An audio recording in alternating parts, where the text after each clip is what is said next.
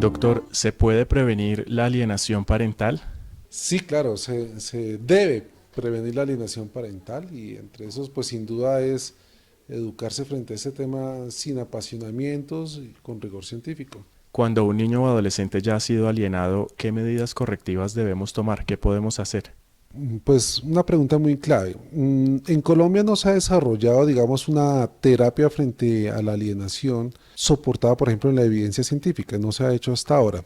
Sin embargo, lo que la literatura internacional nos dice es que lo que se debe hacer es una terapia judicial o una terapia casi que de presión. No hay otra manera hasta ahora que podamos verificar que una persona alienante puede ser un factor favorecedor de una terapia. Por eso es que una autoridad debe vigilar el éxito de las terapias y no hay esa mirada todavía en el país. Las terapias autoritarias, si es que hay un buen término para significarlo así, han demostrado éxito para limitar el avance del alienador, no para que el alienador se cure, porque es muy difícil que los alienadores se curen, entre comillas, de lo que tienen, sino es para que el efecto del alienador cada vez sea más corto en el impacto de los niños o de los miembros de la familia.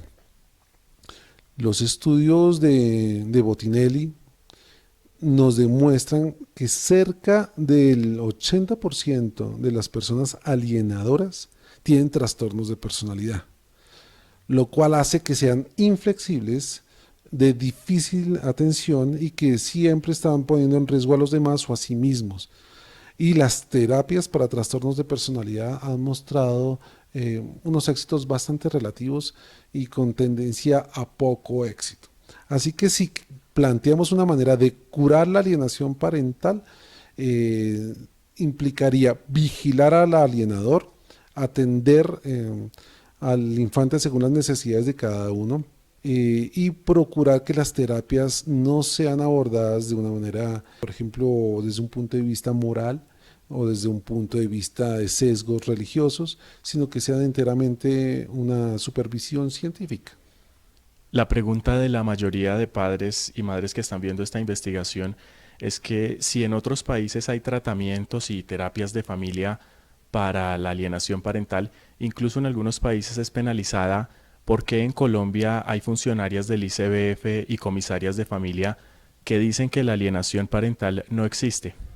Sí, porque lastimosamente, digamos que la parte técnica del abordaje infantil se le dejó a algunas organizaciones de carácter feminista.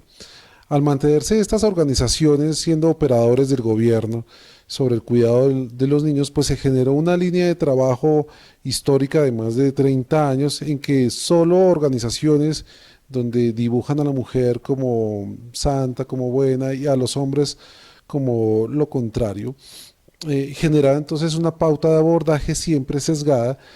Es, digamos, creo yo, una de las debilidades que ha tenido el gobierno colombiano al dejarle la responsabilidad del cuidado de los niños solo a la imagen de lo femenino y suprimiendo la imagen de lo masculino como un factor protector o como un factor positivo para el crecimiento de los niños. Un ejemplo básico es que tú ves en medicina legal que hasta ahora están abordando el tema de la alienación parental, cuando esto lleva desde el año 85 de publicaciones científicas. Muchas veces medicina legal decía que ellos no valoraban la alienación parental porque es que no existía en los textos científicos cuando sí existía. También tú puedes ver en bienestar familiar que está el concepto de madre comunitaria. Y hay muchísimas madres comunitarias que afortunadamente han luchado por sus derechos y cada vez son más sólidas, pero padres comunitarios solo había uno y era indígena y era porque en la zona donde trabajaba este hombre no había un referente de cuidado. Ahí es claramente visible el sesgo que hay frente a lo masculino en este país, donde todos los niños deben estar con las mujeres y los hombres no deben estar cerca de los niños porque los hombres son, no sé, son desordenados o porque no son responsables o son poco cuidadores. Esos sesgos de género son los que han fomentado que el gobierno no haya cambiado la manera de abordar la protección de los niños y se le delegó esa responsabilidad durante muchos años a organizaciones de tinte feminista o organizaciones con sesgos. ¿Usted cree que es necesario tener una ley específica que hable de alienación parental? ¿O piensa que, por el contrario, pues con considerarlo como maltrato infantil ya es suficiente? No, yo creo que a las cosas hay que ponerle el nombre, ¿no? Parte de la solución de esto es una tipificación de la magnitud de lo que es el delito de alienar a un niño. Claro, eso es compatible con un maltrato infantil, pero la modalidad no es muy frecuente entre los tipos penales. Creo yo, así como han habido algunos cambios legislativos en Brasil, algunos en México, otros en España en cuanto al fenómeno, sí es necesario incluir esto dentro de los códigos. Por lo menos para mí podría tener un tipo penal y debería ser entendible como una modalidad de maltrato. Y ese maltrato tiene unos efectos terribles a nivel psicológico.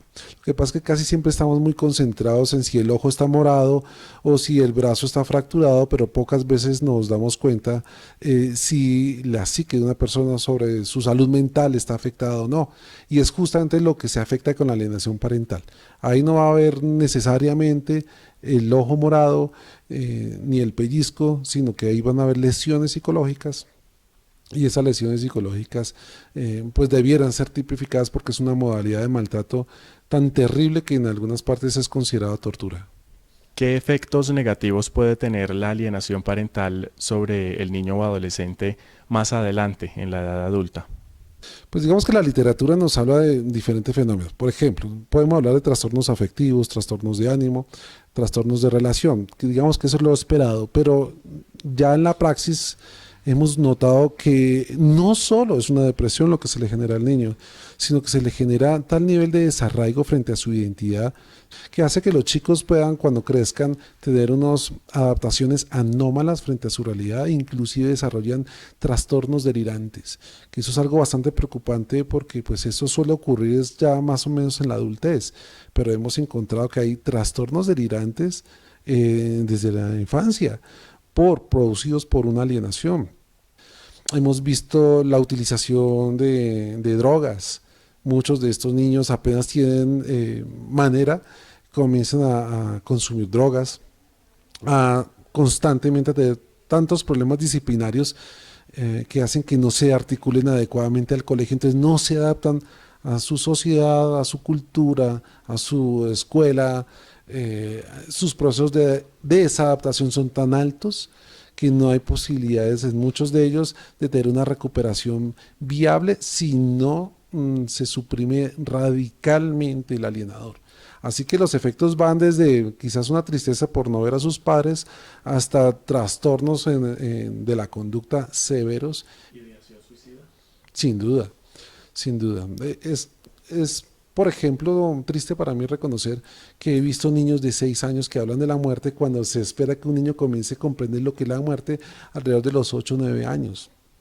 O sea, que un niño esté pensando que la mejor alternativa es la muerte, es la mejor manera de sufrir porque dice, mire, yo como angelito en el cielo sí podré ver a mi papá. O sea, eso es dramático que un niño tenga ese tipo de pensamientos. Entonces, la ideación suicida e inclusive el suicidio que se ve ya más adelante sí están presentes en muchos casos de alienación parental. ¿Cómo detectamos a un progenitor alienador? Sí, le contaba yo que clínicamente es muy frecuente los trastornos de personalidad. Por ejemplo, hemos encontrado que el trastorno narcisista e histriónico de la personalidad son los más frecuentes junto con el trastorno paranoide de la personalidad. Son los más recurrentes y estas personas básicamente pasan por parecer normales, pero su actitud con los demás y con los niños en este caso no es normal, que hacen que estas personas con esos trastornos pues traten de contagiar su manera de ver a su prole.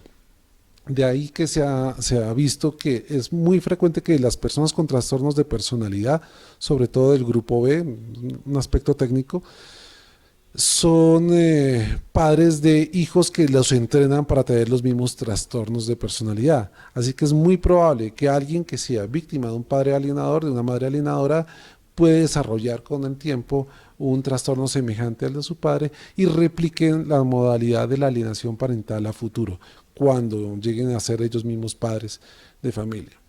Son los primeros alienadores, pero del sistema judicial o del sistema de protección. Casi que la alienación no es solo al niño, la alienación es al sistema judicial o el sistema de protección alrededor del niño para que la alienación sea exitosa.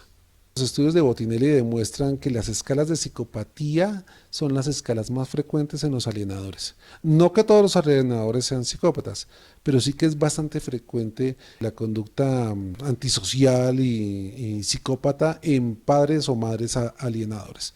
Y sobre todo está muy relacionado con otro fenómeno que es el síndrome de Munchausen, en el cual se enferma deliberadamente al niño para después salvarlo y hacerse ver como padres protectores o padres salvadores.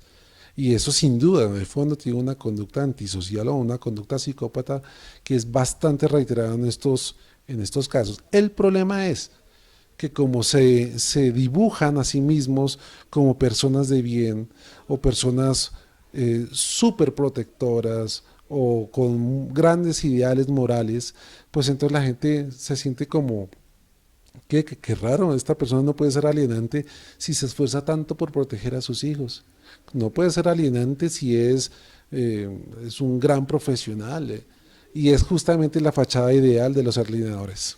Religiosas, normativos, es frecuente. Casi siempre, de hecho tuve un caso muy grave en el cual la persona decía que ella era básicamente una hija de Dios y como hija de Dios tenía todo el derecho a decidir por sus hijos. Como era, en este caso, era una persona de confesión evangélica, decidía qué hacer con sus hijos y decidió aislarlos a sus hijos del padre y del mundo. Cambió de ciudad, cambió de apellidos y los ocultó de una ciudad totalmente diferente a la que habían nacido. Les creó una imagen de quién era su papá, que era un delincuente. Lo hizo ver así, cuando era todo lo contrario, una persona trabajadora y de provecho para la sociedad. Y todo refugiado dentro de una iglesia que le dio cobijo.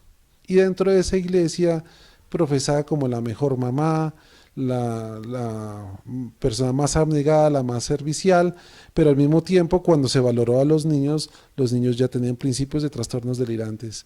Y pues no era tan buena esta persona, solo que era la mejor fachada. Casi siempre el mal se esconde en la mejor fachada del bien. ¿Se puede alienar a un niño o adolescente contra su otra familia extensa, es decir, abuelos, tíos, primos, además del otro progenitor? Si se puede alienar todo un país, ¿por qué no un niño? Es que no es si existe o no la alienación parental, sino si se es capaz de alienar a una persona o no. Y hay países enteros alienados por la figura de algún líder político.